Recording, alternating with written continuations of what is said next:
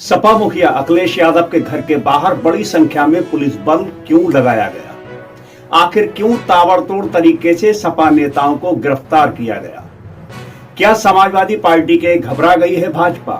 आखिर उत्तर प्रदेश में क्यों मचा है हड़कंप? आज इसी बात पर करेंगे चर्चा। तो दोस्तों नमस्कार, मैं इरशाद अली और आप देख रहे हैं यूपी 76 न्यूज, खबर हमारी दुनिया तक। बस आपसे एक ही निवेदन है कि चैनल को सब्सक्राइब करके खबर को शेयर जरूर करें।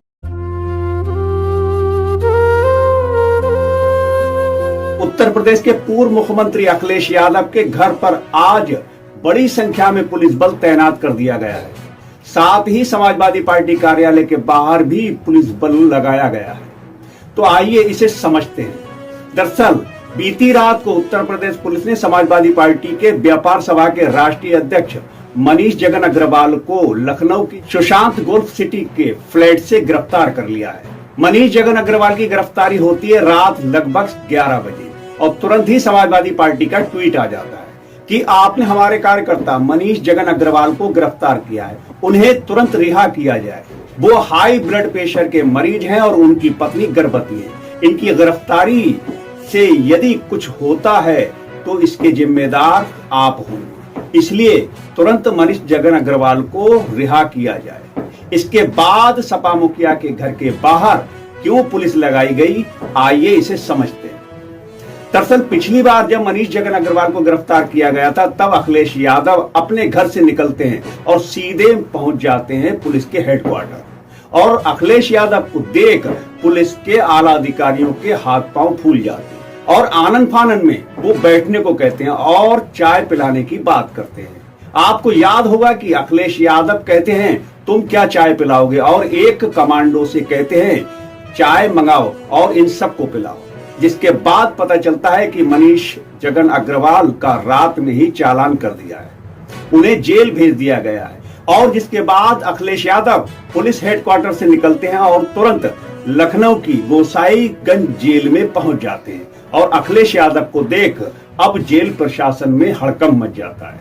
और फिर जेल प्रशासन ने कानूनी प्रक्रिया का हवाला देकर कहा, सर आज रविवार छुट्टी का दिन है, और अपनी नौकरी का हवाला देकर गिड़गिड़ाने लगे। फिर अखिलेश यादव जेल से लौट आते हैं और अगले दिन मनीष जगन अग्रवाल को रिहा कर दिया जाता है और भाजपा बैकफुट पर आ जाती है। आपको बता दें कि प्रेजेंट टाइम में अखिलेश यादव वाराणसी में थे, जहां से उन्होंने भाजपा पर खासकर मोदी और योगी पर जमकर बरसे।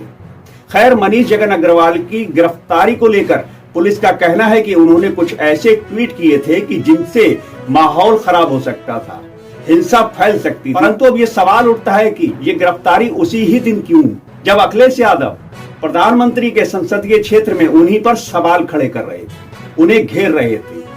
वैसे भी समाजवादी पार्टी कुंभ को लेकर भाजपा को लगातार घेरने में लगी है और कुंभ में हो रही असुविधाओं को लेकर वैसे भी भाजपा बैकफुट पर है। जबकि भाजपा की ये कोशिश थी कि कुंभ के प्रचार प्रसार से वह 2027 की राह आसान कर लेगी, पर सपा ने भाजपा को घेर कर ये मुश्किल और बढ़ा दी। तो अब बता दें कि वाराणसी में ऐसा क्या हुआ। दरअसल वाराणसी में 1 फरवरी को ओबीसी बिरादरी की बिहार की एक बेटी जो वाराणसी में रहकर नीट की तैयारी कर रही थी, उसकी गर्ल्स हॉस्टल में सुसंदिग्ध परिस्थितियों में मौत हो गई। बता दें कि वो बेटी, वो लड़की नाबालिग थी। लड़की के परिजनों का आरोप है कि उनकी लड़की के साथ दुष्कर्म किया गया है और फिर हत्या कर दी गई। खैर, इस मामले में पुलिस ने परिजनों की तहरीर पर 9 दिन बाद मुकदमा दर्ज कर लिया। अब इसी मुद्दे को बिहार के आरजेडी उठाए हुए है और उत्तर प्रदेश में समाजवादी पार्टी। तो बता दें कि इसी मामले को लेकर समाजवादी पार्टी के 3 नेताओं ने ट्वीट किया था और इसी को लेकर पुलिस ने सपा नेताओं पर गंभीर धाराओं में मुकदमा दर्ज कर लिया है। इसमें चंदौली के मनोज काका, वाराणसी के प्रसिद्ध मिश्रा जी हैं, इन्हें भी गिरफ्तार किया गया है। और इसी के साथ खबर ये भी थी कि अखिलेश यादव 12:30 बजे प्रेस कॉन्फ्रेंस भी करेंगे। सब यही सोच रहे थे कि प्रेस कॉन्फ्रेंस में अखिलेश यादव का क्या धमाका होगा, वो क्या धमाका करने वाले हैं या फिर क्या बोलने वाले हैं, सब लोग यही सोच रहे थे। आपको शायद मालूम हो कि विक्रमादित्य मार्ग पर अखिलेश यादव का आवास है और उसी रोड पर 100-200 मीटर दूर सपा कार्यालय भी है। इसीलिए अखिलेश यादव के आवास पर और सपा कार्यालय पर भारी पुलिस बल तैनात किया गया है। आज की यही सबसे बड़ी खबर है। दरअसल प्रशासन के दिमाग में यह चल रहा है कि जैसे पिछली बार मनीष जगन अग्रवाल को गिरफ्तार किया गया था, तब अखिलेश यादव ने पुलिस हेडक्वार्टर और जेल प्रशासन को हिला दिया था, ऐसा फिर ना हो, इसीलिए बड़ी संख्या में सपा मुखिया के आवास पर और सपा कार्यालय पर पुलिस बल तैनात किया गया है। आज सभी चैनलों पर यह खबर छाई हुई है। दरअसल ये साफ दिख रहा है कि भाजपा की मुश्किलें बढ़ गई हैं, क्योंकि दिल्ली विधानसभा चुनाव की जीतने के बाद भाजपा सही तरीके से अपना जश्न भी नहीं मना पाई थी कि मणिपुर के सीएम ने इस्तीफा दे दिया। खैर, बता दें कि वाराणसी में संदिग्ध परिस्थितियों में बिहार की लड़की की मृत्यु होने के पश्चात सपा के 3 नेता, एक बनारस के शर्मा जी और मनीष जगन अग्रवाल को गिरफ्तार कर लिया गया है, और तीसरे नेता चंदौली के सपा के प्रवक्ता मनोज काका, उन पर भी एफआईआर दर्ज है। वो अभी भी भाजपा पर हमलावर और बोल रहे हैं। प्रदेश की पुलिस अब अपराधियों पर कार्रवाई करने के बजाय जो सच बोल रहे हैं, जो पीड़ित परिवार के, जो दुखी परिवार के, जिनके घर में बहन बेटियों के साथ दुराचार हो, उनके पक्ष में बोलने वाले लोगों पर मुकदमे कर रही है। अभी उत्तर प्रदेश की पुलिस हमारे व्यापार सभा के राष्ट्रीय अध्यक्ष जगन को गिरफ्तार कर लिया। बनारस से एक मिश्रा जी हैं जो सच बोलते हैं, हमेशा सच के पक्ष में खड़े होते हैं, उनको अरेस्ट कर लिया।